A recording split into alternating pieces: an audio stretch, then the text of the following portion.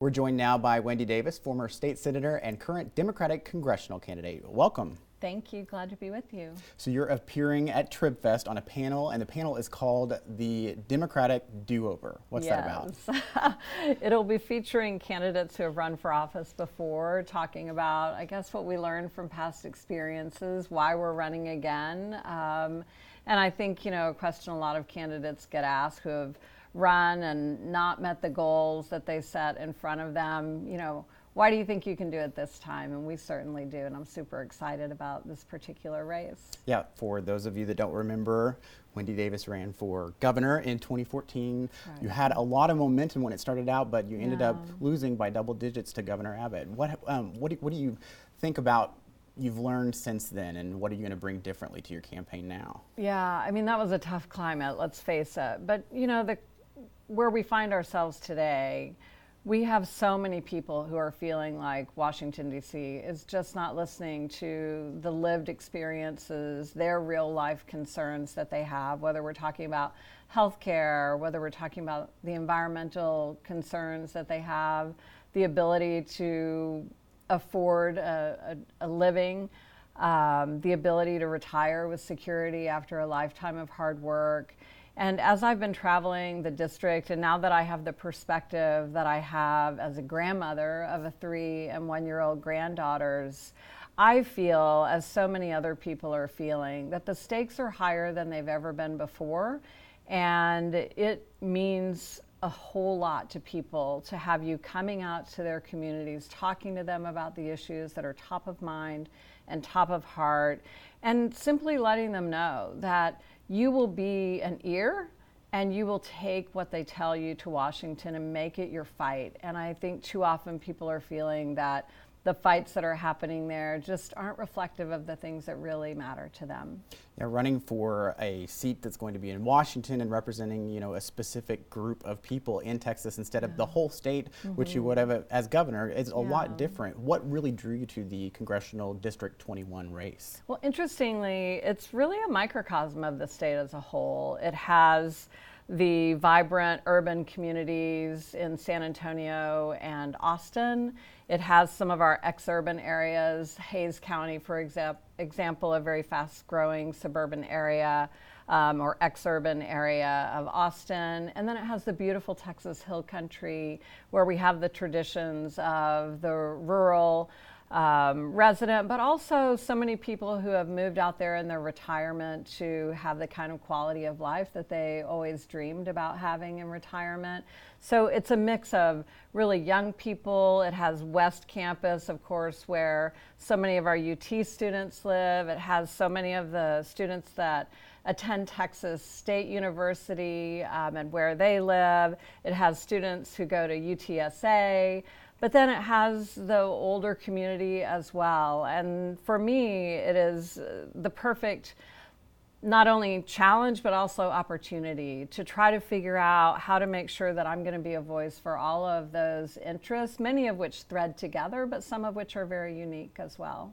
Now, when you were a state senator, you lived in Fort Worth, but you've since really made Austin your home. I have. I've lived here for 4 years. I moved here after my gubernatorial race was over, and in large part because I fell in love with this community. Having lived here part-time when I was in the Texas Senate, but also my grandchildren live here, and it's going to take a lot for me to be further than a stone's throw away from them, so I'm really happy about that. Now, you recently told the Texas Tribune that you would not consider running again unless you thought that you really would win. Yes. Yeah. I believe in taking on hard fights. And clearly, I've never run in a district, even in my Senate district, that was a Democratic one, a Democratic majority one. I've always run in red districts, whether we were talking about Texas Senate District 10, whether we were talking about the state as a whole, and whether we're talking about this particular district. So I'm not afraid of taking on a challenge, but I do believe that when you're going to ask people to get behind you, to do the hard work of volunteering on a campaign, to donate their time and their treasure to helping you, you want to be able to look them in the eye and say, I know we can win this, and I know we can win this seat. So you're facing Republican incumbent Chip Roy. Yes. He has called your views radical and extreme. How do you respond to that? his views are so out of step with the views of the people that he represents. And just to give you a few examples of that, when the tax code went through, military Gold Star families accidentally got thrown into a much higher tax bracket for the death benefits that they were receiving for the loss of their loved ones who gave the ultimate sacrifice.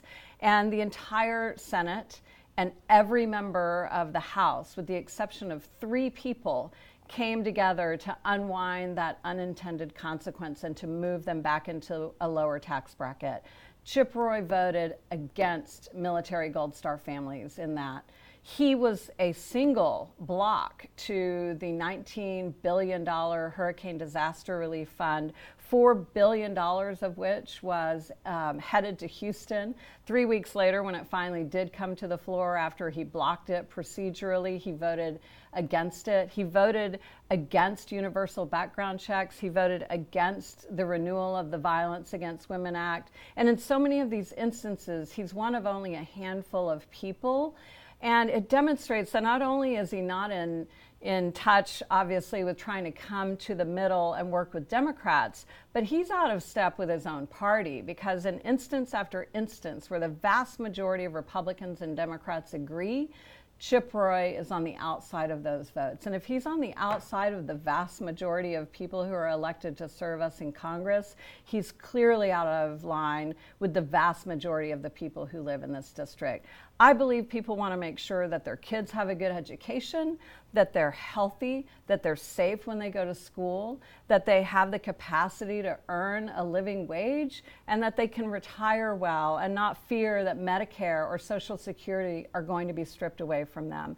I believe in those things, and I have a long history of having fought for them. And Chip Roy has demonstrated in his very short tenure in the House, I guess he learned it as a chief of staff for Ted Cruz. He has learned over and over again, or shown us over and over again, that those are not his values and they're not the things he's going to fight for. And in many instances, he's going to work to tear them down. Many people probably remember you standing there on the Senate floor for many, many hours filibustering a bill that would have blocked, many things that have to do with women's health and abortion. It temporarily was successful and then, came back. And I just wondered, do you feel like that issue is still a big issue in today's climate? I think women's access to reproductive health care, not just abortion care, but access to reproductive health care as a whole, is under threat in a way that it has never been. And all of America is seeing this right now. The defunding of Planned Parenthood under Title X by kind of putting them in a stranglehold position on that. That happened in Texas in 2011, much sooner than it happened nationally. And we saw clinics, healthcare clinics closing all over our state, none of which were providing abortion care. Over 80 clinics closed, and estimated in excess of 100,000 women lost the only care that they had in a state where we have the highest number and the highest rate of uninsured people in the country. So we have that threat. We also have the threat that so many people are feeling now that Roe versus Wade literally may go away. And I think for Americans who long took for granted that we'd fought that fight, that we had that right, they're understanding that it literally could go away. And as a consequence, we're seeing in poll after poll, not only statewide, but also nationally, that people are really expressing their discontent with that. A record high 70% of Americans now saying they want to see Roe versus Wade left alone. And I think that is in keeping with what most people believe. And so that'll be something, obviously, that'll be an important part of what I fight to make sure happens. I think one of the most important parts of your filibuster, and it was really talking about this issue as a whole. It really started a conversation to talk about women's health, more mainstream, I believe. We've heard so many things about maternal deaths and the maternal mortality rate in Texas since then. It's still an important issue, and I think a lot of people will be looking to you for those types of answers. And that's the great thing about campaigning, and I'm so glad you brought that up. It gives an an opportunity to really help illuminate some of these things for people who are working hard, some of them 2 jobs, raising families, who don't have the luxury of understanding what's happening in their Texas capital every time we meet for a legislative session. And it really does help lift understanding, raise awareness in a way that creates an appropriate response, right? And I think most people in Texas right now do not know that we have, if not the highest, one of the highest maternal mortality problems, not only in the country, but in the entire developed world. They don't understand that Black women are dying at 3 times the rate of white and Latino women. And they don't understand the connection between that consequence and the decisions that this state has made on reproductive health care for the past decade, not only withdrawing funds, but also because Texas is still one of few states, and including few Republican states, that have not decided that we ought to bring our own tax dollars back from DC, that Medicaid expansion, those tax dollars that we've all been paying for years and years, and the other states said, hey, we need our money back for health care. We turned our own money away. Medicaid, of course, expansion covers working people, low-income working people, and what it does by bringing it to our communities not only impacts the individual health and well-being of people in our community, but impacts all of us in terms of the cost savings that we see, because we're no longer having to pay for that unfunded care in our insurance rate and on our hospital bills when we go for our care. Speaking of women, the last time we spoke, you were really talking about the desire to build up women in leadership posts around the country.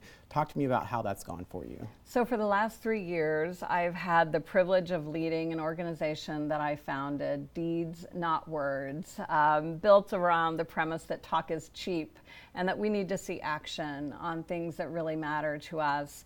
And what I was feeling was that there were so many young women in our state and around the country who were really passionate about making change, but needed a little assistance in the how. And I decided to take my years of experience in that regard, a special place that I have with young women as a consequence of so much of the work that I've done, and try to marry that into something good. So we have chapters all over the state now on high school and college campuses. Our young women have been trained to advocate at the local and state level. They advocated in the last 2 legislative sessions and were an important part of passing 25 bills into law, which is really remarkable, and a great part of trying to block and successfully helping to block some really bad pieces of legislation. And what comes from that, when we understand our own power and we learn how to effectively use our voices, that's a lifelong skill. Whether these young women stay involved in political conversations or not, as they move forward in their future, whatever their profession or careers are going to look like, I know they're going to take the skills with them that we've taught them, and I'm really excited to see what they do. Well, that's great. Thank you very much for being with us. Thank you. All right. Have fun at TribFest. Thank you, I will.